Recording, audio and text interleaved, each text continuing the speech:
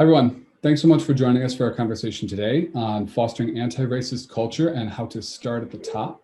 My name is Evan Gutierrez. I am the Managing Director for Curriculum and Assessment for Gradient Learning, which hosts the Summit Learning program and provides the Along product for student connection.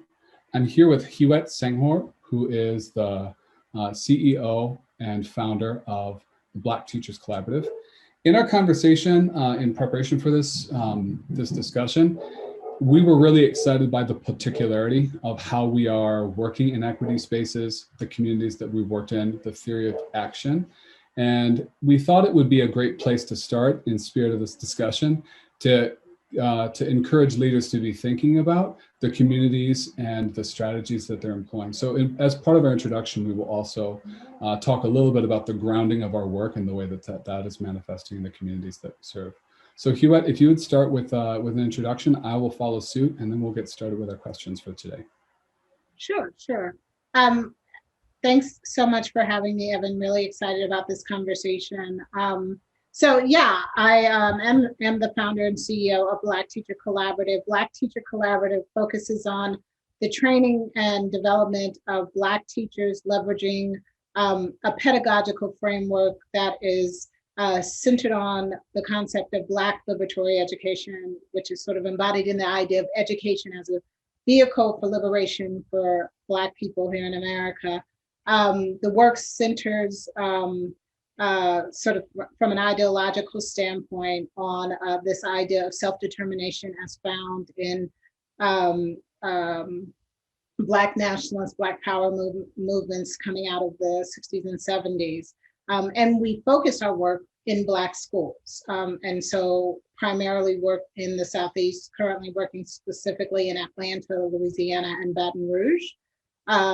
And that is really sort of fundamental to our work, which is the idea that education for a people, especially when we talk about a historically disenfranchised community of people, must be defined and executed or largely shaped and largely influenced by those people. And so that is the work of Black Teacher Collaborative.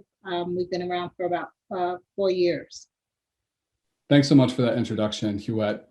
My work is similar and conversant and distinct in a couple of important ways. And I'm so glad that we're starting a conversation about equity inside of this frame where we're calling out like the particularity and the specificity. My work is largely organized around culturally sustaining curriculum and ways that communities can develop curriculum that honors the rich intellectual traditions of the students that they serve.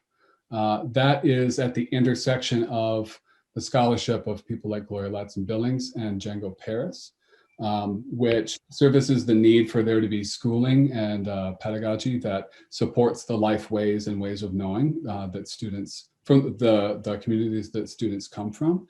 And the intersection being with the large body of evidence from particularly ethnic studies in Chicano communities as a very effective way to address and kind of programatize those pedagogies in a way that have really compelling results for students. And I think for leaders, gives them a blueprint of something that they can potentially implement in their own contexts because there's such a robust evidence base around curriculum and appropriate training towards that curriculum as an intervention. So Huet, I want to start our conversation recognizing that we are primarily thinking about what are the things that leaders can do, what are the actions leaders can take that will foster anti-racist culture and then progress towards being anti-racist and decolonized schooling systems. I have an anecdote to share from outside of the field of education, and I think that this cues up the first question nicely. The anecdote is that I was on an advisory board for a nonprofit in Chicago a number of years ago. That nonprofit prized inclusion. It was LGBTQ inclusive. It was multi-ethnic by nature and had both staff and a large kind of like volunteer participant body. And they found themselves in a position, and again, a number of years ago, where they had a difficult time retaining leaders of color, both in staff and also in their volunteer group. And the advisory group was convened to think about solutions for this, and two proposals were put to that advisory group. One of those proposals was a comprehensive equity audit, including mindsets and behaviors across staff, across a large group of the volunteer body, that would then also lead to PD. It was a 2-year proposal for an engagement with a consulting group.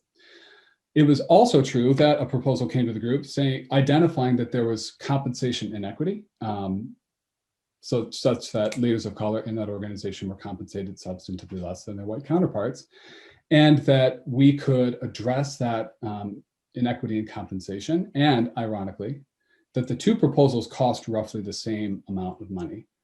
Now, I'm not going to tell you what they chose to do, but I will say that my perspective at that time was, one of those proposals had a direct intervention that would affect the identity, the group of people who were disproportionately affected, that the advisory group had come together to think about solutions to affect. The other did not. It had an opportunity, it created an opportunity for people to spend a lot of time thinking and talking about what a solution might be. The other, the direct intervention also included taking a significant stance, because once you change somebody's compensation, it stays changed. The other was a short-term commitment and gave leaders up to 2 years to think about what they could potentially do as an intervention. I bring this up at this time because I think many leaders find themselves in a position to be wanting to address inequity in their schooling, in their systems, having multiple ideas presented to them as ways that they could potentially move forward. And I would encourage us to be having a conversation today that puts leaders in a position to be able to tell the difference between solutions that have a credible path to impact the communities that they seek to serve, and those that don't, those that push the boat out and create opportunity for a larger group of people to have a longer conversation without a credible path to direct impact. I would love to have us start this conversation with, what could leaders be doing or thinking about? What mindsets would you encourage leaders have, Huet, to be able to tell the difference between a solution that has a credible path to impact and a solution that potentially does not? Yeah, I mean, it's interesting. I have a friend who recently took over a local nonprofit here, and he was facing a similar dilemma. I think one, like, to me, the first question is like to ask the people who are most greatly impacted by it. I think like that choice should be the choice of the people who have been historically disenfranchised and whose voices hadn't been heard. I think the other interesting thing about that, and clearly, like, I recognize that we're all nonprofit organizations and schools, and all have limited budgets and all of those kinds of things. But I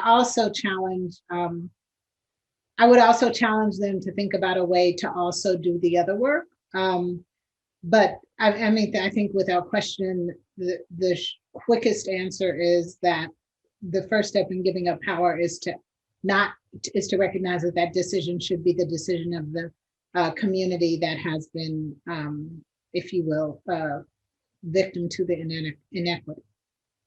And I think that fundamentally speaks to who, like, I think the work that we do, and I always say, like, our work takes equity a bit further in that it is about empowerment, because again, the key to all of this in my mind is for at some point for the solutions to be coming from the communities and the people who have been historically disenfranchised. And so even the dynamic of that decision being in the hands of the people who created the inequity is, ironic and problematic. I think that there's an interesting power dynamic at play when you try and involve community members, particularly those who've been affected by a system where there's a lot of inequity, in the solutioning. It's a super powerful thing to be able to do. There are also ways that we can trick ourselves into thinking that we're doing that in a way that, like, has cared for that inequity, and ways that we can involve people in non-productive conversations. I think about the countless districts, and this again is like largely in the context of districts who are trying to make decisions about addressing inequity in curriculum, where there are parent groups and community groups who are saying, we're not represented in this curriculum. We need to see substantive action here to be confident that our students are in positive learning environments. And when they're involved in those conversations, the people who have like the most technical knowledge about what could be done are the people who ultimately get to drive the solution to, and what that typically does is drive a solution to a non-action, like doing a curriculum audit. Why do an audit if you know what you're going to find, right? We already know what's in there. We know that there's a representation issue in there. Why would we not involve parents and community members and community leaders in imagining what a Black or Latinx studies, graduation requirement could involve? Right. It's that difficult decision that leaders have to make to create inclusive solutioning spaces that also put them in a position where they're no longer completely in control or they hold all the power themselves. I wonder if you have seen that done well, if you have managed processes where that shows up well, and how do you position leaders to know when they're making which choices ultimately? Yeah, I don't know that I would say that I've seen it done well. I do think there are, I think there are models, and I think there are people who I think have been at that for a long time, and who I think are good resources in those kinds of situations. I think the other interesting thing about all of that is that inevitably, like I think we are, when we talk about equity, and when we talk about, again, like addressing historically disenfranchised communities' needs, oftentimes we want a quick fix that is like, we want a silver bullet. And in all honesty, in my mind, the only silver bullet is either like complete and total like surrender of power and give that community the power. Like, that's the only silver bullet. And in the absence of a willingness to do that, and to be clear, when I say power, I mean power is both deciding power and money power, because I think inevitably, oftentimes we give money power. I mean, we give deciding power without like money power, which means you aren't really making the decision anyway. But I think when districts are like taking those kinds of challenges on, I think they really do have to be willing to take it on at the root level. So like when you speak about specifically about like curriculum, like to ask parents to your point, make suggestions to a curriculum department that made the decisions around the curriculum that was already wrong, is to me like almost a silly exercise. If your curriculum is not in service to its students, then the question becomes like, who is making the decisions around the curriculum? And so are they even qualified to even hear the parents' recommendations? And there are plenty of people who understand, to your point, like this work isn't new. Communities of color, Black, Latino, Indigenous communities have been building and maintaining, if you will, curriculum, and their history and their pedagogical practices forever. And that expertise is there. And I think inevitably there is this desire, when we talk about technical expertise, to keep our technical experts in place and just, and just bring a little opinion, like bring space for some anecdotal opinions of parents and say we've been listened to, versus actually finding the experts that are amongst these communities, and engaging them to engage with the parents to really, I think, restructure, when we talk about decolonization, to really decolonize a curriculum, or to decolonize an entire approach to education, which is real work, but can be done. So I think that is, I think like you have to start first with acknowledging that the technical experts exist. They just clearly don't exist within the structure of a system that has already created the curriculum that needs to be decolonized. Yeah, I think that if I was to boil down the decision-making process that I see happen, I would say people look for a pressure release valve. And Exactly. I heard you describe people who are looking for a silver bullet, both of which are like not even close going to meet the moment. It's sort of like something that will see us through until people, there's less political pressure to respond. Now, the question is also, you said, but it is possible, like this sort of change is possible. What are the things that leaders do you think need to have in place or be thinking about or prepared to do if they want to truly meet the moment and realize what we all know is possible, and you also said, is happening in communities in real and replicable ways? What do leaders need to be ready to do if they hear that and they say, well, I don't want to be a leader who's looking for a pressure release valve or a silver bullet? What do they need to be ready to do? Yeah, I mean, I think first act courageously and boldly. um, and then again, I think they need to be prepared to completely and totally step out of their, their ecosystem, if you will.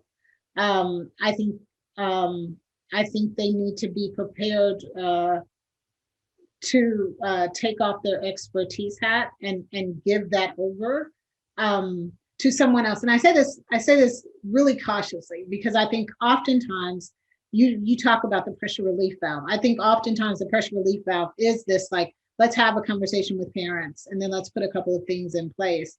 And I do think parents have an inherent expertise. I think students have an expertise. And then again, I think there is the technical expertise that is born of these communities. And I say that specifically. I think there are, brilliant people who understand curriculum, who are Black, Indigenous, and Latino, who aren't in systems. And so I think they have to be willing to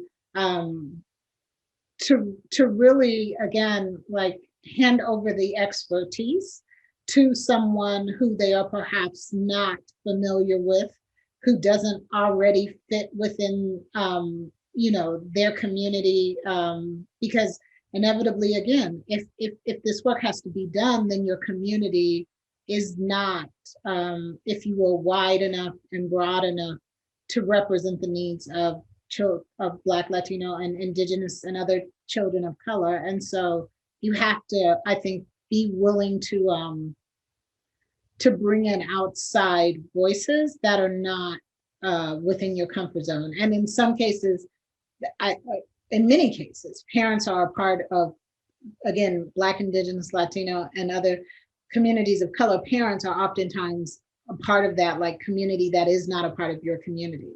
And perhaps that's the second thing: be bold, be courageous, and then be honest. I think inevitably, like, how often do we hear superintendents and district leaders say, we don't actually know how to do this? We don't actually have the expertise to do this. And therefore, I'm going to, again, like, transition some of this. And that doesn't, I'm not saying like every superintendent should go out and resign, but this is the decision-making process, and the process for addressing this problem is beyond my scope. Because it oftentimes is. As a former administrator, I know, and in partnering with administrators frequently, saying I don't actually have the right solution for this problem is a very uncomfortable place to be.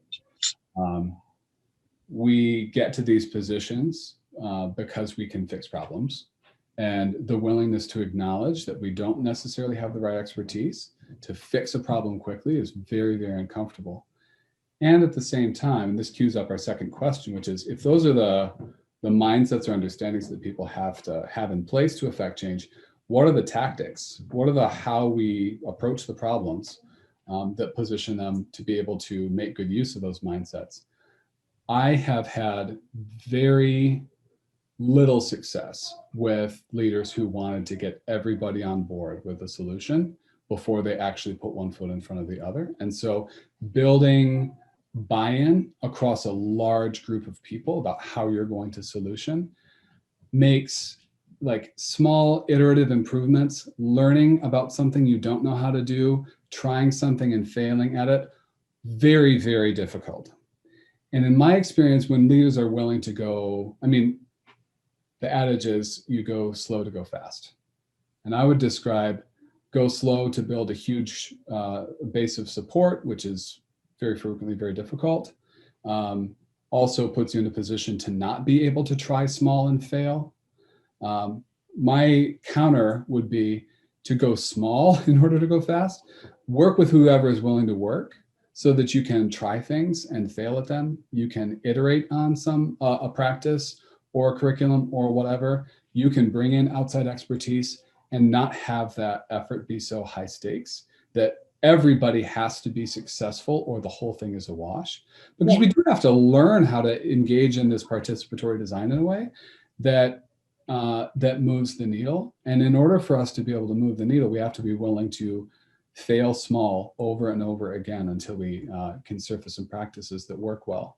So I'm interested in hearing from you, like, what are the things, what are the approaches or the tactics that you have seen be successful, or that the school leaders and teachers who work with you have come to know as part of your approach? Yeah, I do think that that concept of like starts small to go big, I think that's pretty important, especially when we're talking about like all of this work first and foremost starts with a culture shift, like mindset and culture shift, because you can put all kinds of, structural and technical changes in place. If you don't shift mindsets and culture, it isn't going to work anyway. And one of the things that we sort of how we initially started our work, there's some limitations to this as well, but one of the things that we started out with was this idea of like a cohort of teachers. Like if you could get a cohort of teachers in a school bought into something, depending upon, like, and making smart choices about who that cohort is. And smart, to be clear, like smart choices oftentimes don't, within the work of, I think, equity and empowerment, don't oftentimes look like smart, like what traditional smart choices are when we're selecting people. But if you get, I think, a small cohort of people, be that, a cluster of schools or a cluster of school leaders, to really be on board, then I think you do inevitably create, I think, the opportunity both to learn and fail. And I think that's critically important. And I hope we'll come back to that. But equally as important, I think, to create something that then you can take out and share as what is possible. That concept of a proof point. I think that is like incredibly important. I also think there is this thing, and I think we've learned this really, I guess, painfully in our work, but valuably in the end, is that when we talk about, again, equity and ultimately, ideally, like empowerment, I think like you have to zero in on, I think, a very, I would very, a discrete set of things that you want to solve in the short term. And I say that because, again, like the layers of the impact of white supremacy and inequity and all those things are incredibly thick, and so I think there is incredible value in thinking about what are the 2 or 3 things that we think, or the 1 or 2 things that we think can have the greatest impact, that lay the groundwork for success, that will allow us to build momentum around more, if you will, more work in the future. And so I do think there is this need to think about focusing in on a discrete set of if you will, challenges. And I say that cautiously because then everybody's solution is like, okay, so let's build a Black history class or something like that. I don't think that, like, that to me again feels like a pressure valve release versus really thinking about like what would it look like perhaps. I think about, we believe one of the strongest triggers is diversifying your teaching force. And inevitably people say, well, that's so tough. Well, I mean, the truth is, just as simple as a decision to, allocate a significant amount of your recruitment budget over the next year to targeting HBCUs and traditional tribal universities and other minority serving institutions. That is a very real actionable step that can lead to very real actionable outcomes.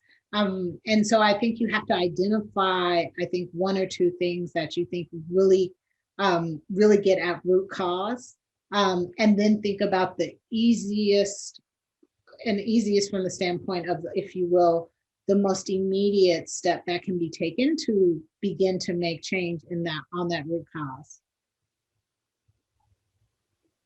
Yeah, that resonates a lot. I think that a willingness to name one component and make significant progress towards that one component as a place to start is something that I've seen leaders be very successful with. And the complexity of the global issue can't work against or work counter to a leader's willingness to say, this is the step that we're going to take presently.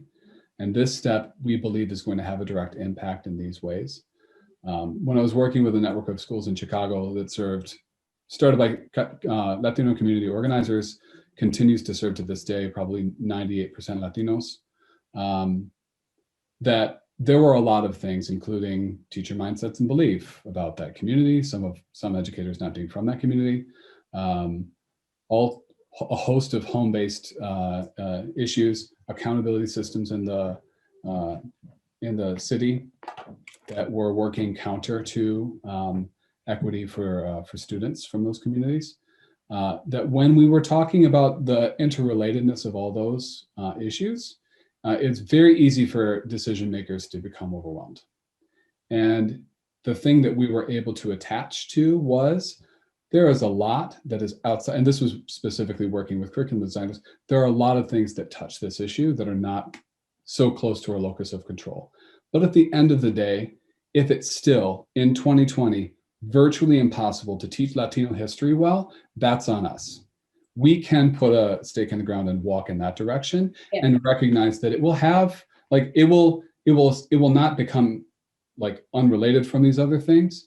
We can't disentangle completely, but we can take progress on a thing that we think is ours to affect, and we think is going to have a significant impact on the kids that we care most about. Yeah, and Evan, I think that's an important point because, again, like I think it is very easy to almost use the complexity of the problem to almost be the scapegoat, and it is this question of like, what is the work that this body of people, how BTC was largely in our early stages. Dr. Howard Fuller was a huge advisor to mine. He always uses this term, like, what is the work at this moment in our history? And it really is this idea, and it's hard, and I don't know that I'm always successful at this, but when you look at where we are in this moment, with clearly a lens to like where we're headed, and then you look at what we have from the standpoint of like what we have, what's our locus of control, what is our capacity, like all of those things, then what is our lever to pull? And inevitably in doing that, and in taking that first step, other things will come up, and inevitably you will need to make some decisions around what we do and what we don't do. But even in those things that you don't do, if you take the first step, then you inevitably begin to meet people who perhaps can meet those other needs. And so I do think it's important for any leader to ask the question of both, like, what is root cause here? And when we look at root cause, what are the things in our power to control? And then what is the best path to make that change or that we want to make? But I do think inevitably the complexity and getting caught up into the complexity of it creates all too often like a scapegoat for doing nothing. What are quick actions that leaders who might find themselves or worry about their communities being stuck or attracted to either a silver bullet or a pressure release valve? What are the things that we would encourage that they do or think about? And the other thing that I would love to hear your thoughts on, and this is my pre-question, so feel free to we can go back and forth on this for a minute. What are the things that leaders need to be laying the groundwork for so that this work is sustained over decades, not something that we did in response to a movement, but we did as a realization that this is what needs to be next for our field and for our communities? Again, like with this idea of, or this deep belief in self-determination, I think the first thing a leader needs to do is to identify those people in the community who are already working to address the educational needs of, again, Black, Latina, Indigenous, and other children of color through a lens of culture and community.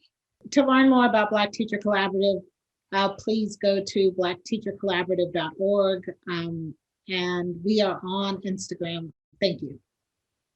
Thanks very much.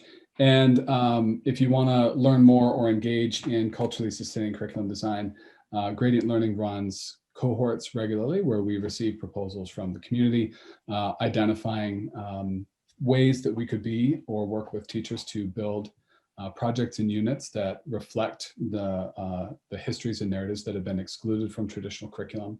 We would love to hear from you. I also have a book coming out on Harvard Education Press at the end of this month called The New Canon, Designing Culturally Sustaining Curriculum for Our Students. Thanks so much for engaging in this session. Huet, thank you so much for sharing all of your wisdom and engaging in this conversation today. Thanks, Evan.